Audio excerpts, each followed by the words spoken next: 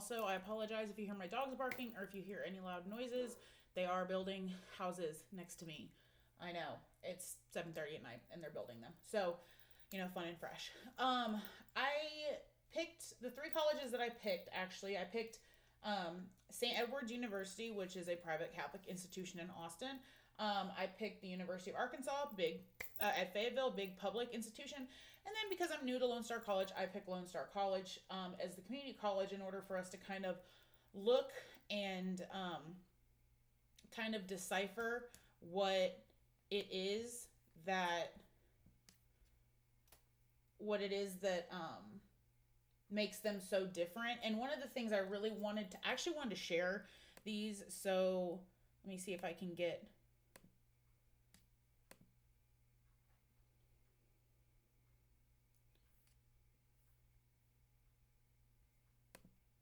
Okay, so let's see if I can bring this in here. So I'm not just saying this because I work there, but I really feel like Lone Star College has a very cool org chart, and I think it's because it's so simple and basic and easy to understand. And for example, I'll just use this is my campus. This is our chancellor. This is my campus as Dr. Riley. Under Dr. Riley, you're able to see all the VP positions. Under VP of Student Success, you can see Cami, and then hey, guess what? There I am, and it breaks it down so simply. Um, the next one we're gonna look at is St. Edward's. Now, this is just difficult to look at in my opinion, but there are some clear differences between the way that Lone Star is structured versus St. Edward's, especially the director of campus ministry. That's just like one of a few things that are different. And then lastly, the University of Arkansas at Fayetteville, while it's very colorful and well laid out, it is, for my ADHD brain, it is very difficult to read through, and it's broken down heavily, which obviously is important, but difficult for someone like me to fully grasp and comprehend. So, with that being said, what does the organizational chart reveal about the story of the university, and how does their structure reflect their institutional type? Well, one of the big things is when we're talking about all of these different types of institutions, we also have to be talking about funding, and we have to be talking about their type of governance, boards of trustees, different issues that they might have. I mean, there's a lot that goes into the different institutional types and why they are unique with their organizational structure. Like, you're not, for example, at a community college, you're not going to see a director of faith ministries, but also they can do that at St. Edward's because they are privately funded and they are not getting any kind of state allocations. And so there's that, but also the large public college and the community college. As somebody who has now worked at a public independent, and I've also worked at a public system school. I worked at the University of Houston Victoria. Then I spent my time at Angelina, which was a community college. But now I work for the largest community college system in the state of Texas, and I happen to be on the second biggest campus.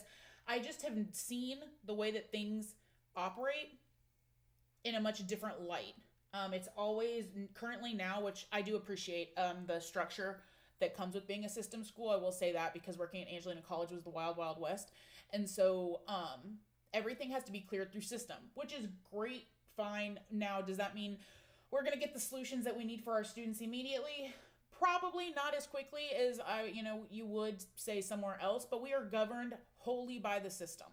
And it was the same at UHV, and I'm sure especially Melanie, and I know Morgan at Lamar is their flag, or they're part of systems as well.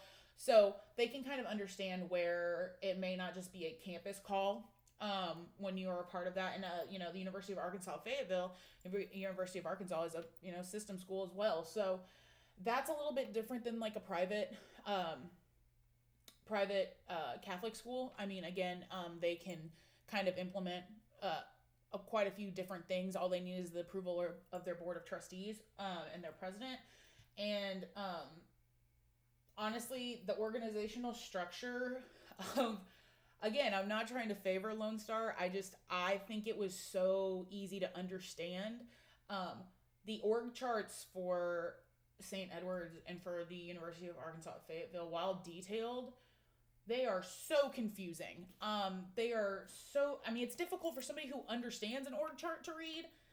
So what's it like for students who have absolutely zero idea and are maybe trying to figure out like who they need to talk to next if they're having an issue with a certain person? They can't really find it on those types of charts. They're overwhelming. They are very overwhelming to look at. And I don't know. I mean, I'm really curious as to what program we use at Lone Star, because it's really cool to be able to do the drop down like that, and I think that would be something that would be super effective for different campuses to think about. But one of the big things when you look at the org charts and you look at like the way things are structured is the bureaucracy of everything and working at a college or a university. And we have to be mindful of things like that, especially again, especially those that are governed by a church or their private school. They have external donors, and as well as, you know, when I go out, you know, it was one thing when I worked at Angelina College. You know, you go out, you represent AC. Fully aware of that. But now I have to be extraordinarily careful, because I represent an institution that serves about 80,000 plus students every year. And so it's a big difference. It's a big change. And so from that level, there's always going to be bureaucracy that plays into the organization and, you know, the way our institutions are laid out. Another side note with when it comes to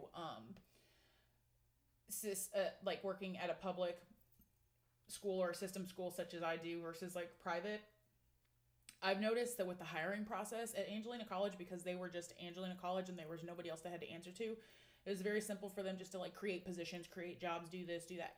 I'm actually currently in the position of trying to create a new coordinator job in my area, and it is, while I very much appreciate the diligence, I'm not really used to it. You know, bad experiences, whatever. But it has to be fully approved, and there's got to be set reasoning. Here's why. It is very thorough, and again, very much appreciated, and it's understood that I need it in my area. We just have to go through. You know, we got to go through all the loops and the hoops, and we've got to make sure that, you know, does it pass the newspaper test, as we like to say at Lone Star. It's no matter what your intention is or what you are meaning to do with this particular, whatever you're doing. If you put it on the front page of a newspaper, will it pass the newspaper test? Will the general public be okay with it? And if the answer is no, then don't do it. And you might need to rethink some of the thoughts and the actions. So anyways, that's kind of what I went through for this. It's always cool looking at different org charts and seeing how other schools have their organization broke down and how they have that information for students. So I'll definitely just be doing this again because I feel like it, because it was a lot of fun.